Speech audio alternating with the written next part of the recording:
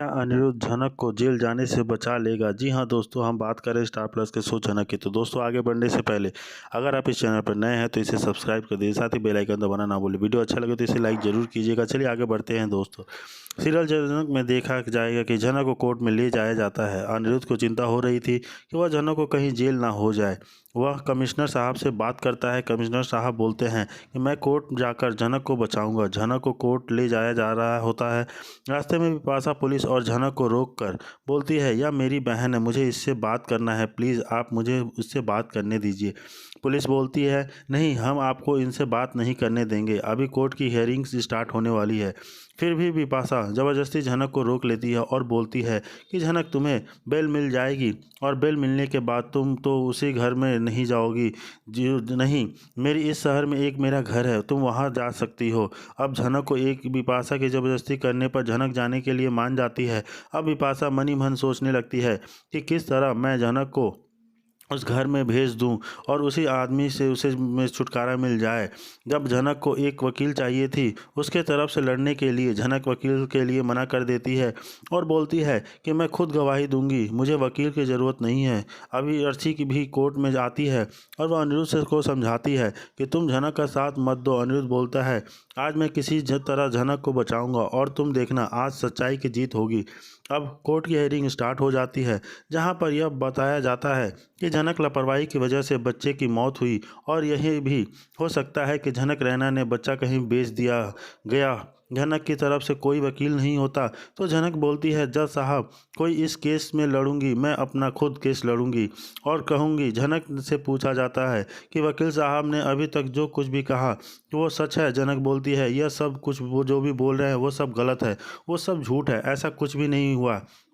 वकील बोलते हैं, हमारे पास सबूत भी है जिसमें साबित हो जाएगा कि झनक ने अर्शी के बच्चे को नुकसान पहुंचाया है। अनिरुद्ध बोलता है, अगर आपके पास सबूत है तो जज के सामने उसको पेश कीजिए, जज साहब डिसाइड करेंगे कि यह सही है या गलत। बाकी की जो भी चीज़ होती है आगे देखते हैं कि झनक को बेल मिलने के लिए दूंगी। सिद्धार्थ अपने बारे में बताता है। अर्शी बोलती है, आपकी शादी नहीं हुई है क्या? सिद्धार्थ बोलता है, नहीं, अभी शादी नहीं हुई है, बस किसी ऐसे की तलाश है, मैं हूँ जो मुझे पसंद करे। अर्शी बोलती है, तो आप मुझे बता दीजिए, मैं उनसे बात कर लूँगी। सिद्धार्थ बोलता है कि अर्शी, मैं तुम्हें पसंद करता हूँ, तुम जितने भी दुख से गुजर रही हो वह सब दूर कर दूंगा, तुम एक बार मुझे मौका देकर तो देखो। और अब अर्शी इमोशनल हो जाती है और बोलती है, मैं इसके बारे में सोचूंगी और मैं अनिरुद्ध के साथ नहीं रहना चाहती हूँ।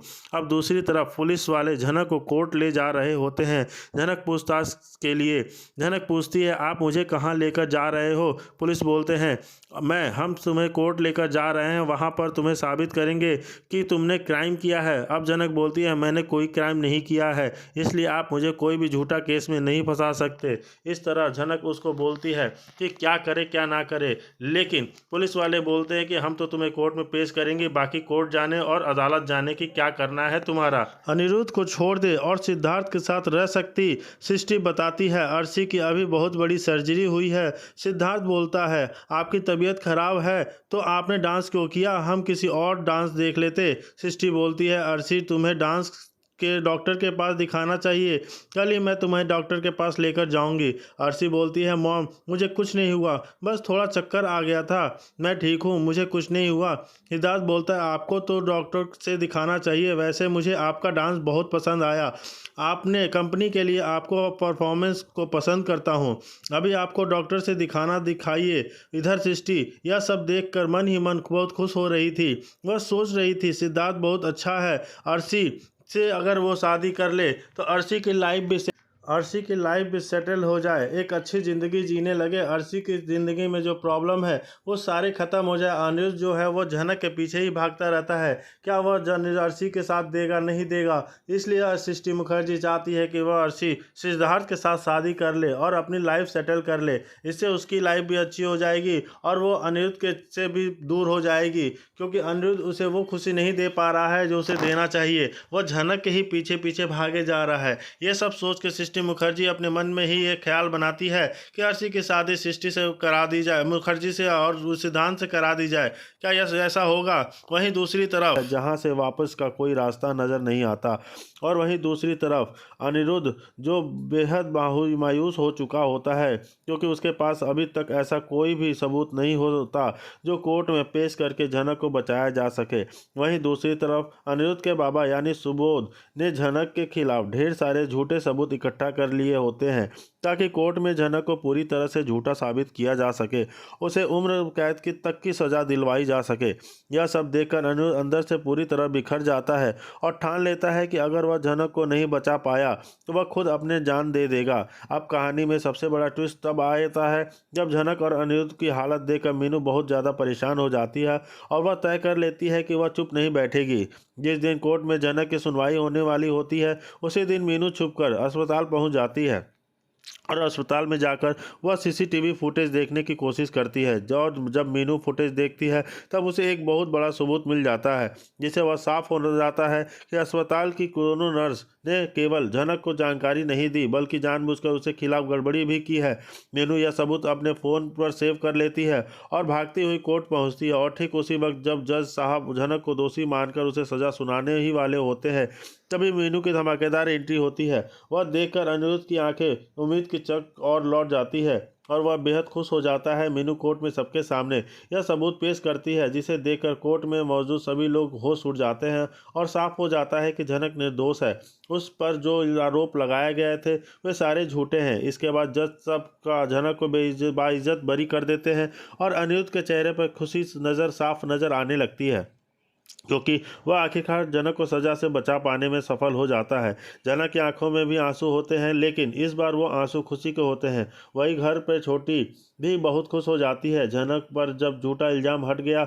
लेकिन यह सब देखकर सुबोध यानी अनिरुद्ध के बाबा बेहद गुस्से में आ जाते हैं, क्योंकि मीनू ने आकर उनका पूरा खेल बिगाड़ दिया होता है और वह पूरी कोशिश कर रहे थे झनक को सज़ा मिल जाए। दूसरी ओर अर्शी भी यह सब देखकर जलने लगती है, क्योंकि अर्शी का मकसद सिर्फ और सिर्फ झनक को तकलीफ देना और उसे अपने रास्ते से हटाना था। अर्शी को उससे कोई फर्क नहीं पड़ता कि वो झनक बेगुनाह है या गुनाहगार, यह सब झनक को परेशान करना चाहते हैं। अब सवाल यह उठता है कि क्या अर्शी भी इन हरकतों से बावजूद भी अनिरुद्ध के पास ही रहने वाली है, या फिर अनिरुद्ध झनक के साथ एक नई जिंदगी की शुरुआत करेगा? यह सब जानने के लिए हमारे साथ मेरे जख्म पे नमक छिड़का है। आज मैं झनक को फंसा हंसी चाहूँगी। आदमी को झनक से बेचना पड़ेगा तो फिर भी मैं इसे बेच दूंगी, लेकिन मैं अपनी गृहस्थी बचाऊंगी और लाल के साथ रहूंगी और कोई भी मुझे निकाल नहीं सकता। झनक बोलती है, विपाशा आप मत घबराइए, मैं आपके साथ हूँ और किसी में इतना हिम्मत नहीं है कि आपको इस घर से बाहर निकाल दे। जितना हक इस घर पर सब लोगों का है, उतना ही हक आपका भी है, और मैं देखती हूँ कि आपको इस घर से कैसे बाहर निकालते हैं यह लोग। विपाशा बोलती है, झनक प्लीज़ तुम मुझे बचा लो, क्योंकि मैं इस घर में से नहीं जाना चाहती। जी हाँ दोस्तों, विपाशा के आज झनक के सामने गिरा रही होती है कि मुझे इस घर से जाने से बचा लो, लेकिन क्या झनक विपाशा को इस घर में रोक पाएगी? क्या सभी लोग उसकी बात मानेंगे? जी हाँ दोस्तों, वहीं दूसरी तरफ है वहीं तो सृष्टि बोलती है कि नहीं, अगर तुमने लापरवाही नहीं बरती होती तो इसका बच्चा गायब नहीं हुआ होता। आज ये पूरे प्रकरण की जिम्मेदार तुम खुद हो। झनक बोलती है, मैंने आप जैसी औरत, दोगली औरत नहीं देखा। जो ये दोगला रूप आप जो वहाँ पे दिखा रही हो ना, ये बहुत ही गलत है। मैं तो पहले ही जानती थी कि आप यहाँ पे सिर्फ नाटक और सिर्फ नाटक कर रही हो। आपको मुझसे कोई प्यार नहीं है, आप बस यहाँ चाहती हो कि सबके सामने अच्छा बनती रहूँ। वहीं झनक अनिरुद्ध से बोलता है, झनक मुझे तुमसे रिक्वेस्ट करनी है, तुम इस घर को छोड़कर मत जाओ। झनक बोलती है, आप मुझे जाने से नहीं रोक सकते हो। झनक बोलती है, किस हक से आप मुझे रोक रहे हो? अनिरुद्ध बोलता है, हक की बात तुम मत करो, क्योंकि तुम जानती हो बहुत अच्छे से कि मैं किस हक से तुम्हें यहाँ रोक रहा हूँ, और तुम बहुत अच्छे से जानती हो कि मैं कौन हूँ तुम्हारा और तुम कौन हो मेरी। मैंने खुद देखा है, उस आदमी से बातें करते हुए सुना है कि उस आदमी को बोल रहा था जो आपने किया वो किसी और कोई और नहीं कर सकता। तो झनक बोलती है कि उस बच्चे का डीएनए टेस्ट करवाइए, तो क्या उस पर पता चल पाएगा डीएनए टेस्ट के जरिए कि वो बच्चा अर्शी का है और अनिरुद्ध का है। ये वो दोनों नर्स को जब डॉक्टर को पता लग जाता है तो वो डॉक्टर भी बहुत ज़्यादा गुस्सा करती है और बोलती है कि आप मुझे उस डिलीवरी टाइम का फ़ोटोज़ दिखाइए सीसीटीवी लेके आइए। तो नर्स बोलती है कि नहीं उस टाइम तो मैंने रिकॉर्डिंग किया ही नहीं है। तो जनक बोलती है देखा डॉक्टर ये चीज़ है, आप चेक करवाइए, नहीं है तो फिर बाहर की फ़ोटेज चेक करवाइए, गैलरी के फ़ोटेज चेक करवाइए ऑपरेशन थिएटर के बाद की, तो जिससे पता चलेगा। तो डॉक्टर उसका फ़ोटोज चेक करवाती है, जिससे कि साफ साफ पता चल जाता है कि वह नर्सेज दो हैं जो बच्चों को लेकर उस आदमी को सौंप रही है। और इस वजह से डॉक्टर बहुत ज़्यादा दुखी होती है, शर्मिंदा होती है कि मेरे हॉस्पिटल में ये सब क्या हो रहा है। वो दोनों नर्सों को गुस्से में आकर थप्पड़, जोरदार थप्पड़ लगाती है और कहती है कि मैं तुम दोनों को छोड़ूंगी नहीं, तुम दोनों की वजह से मेरा हॉस्पिटल का नाम खराब हो रहा है। और ये सब कैसे हो गया, तुम दोनों बच्चों को कैसे डिलीवर कर दी उनके हाथ में। तो मैम बोलती हैं कि मैम उनका बच्चा मरा हुआ पैदा हुआ था, इसलिए हम दोनों ने मिलकर उनको ये दिया है और इसके लिए हमने बहुत ज़्यादा पैसा मिला है। नर्स ने ये सारी चीज़ें कबूल करते हुए जनक के सामने माफ़ी मांगने लगती हैं।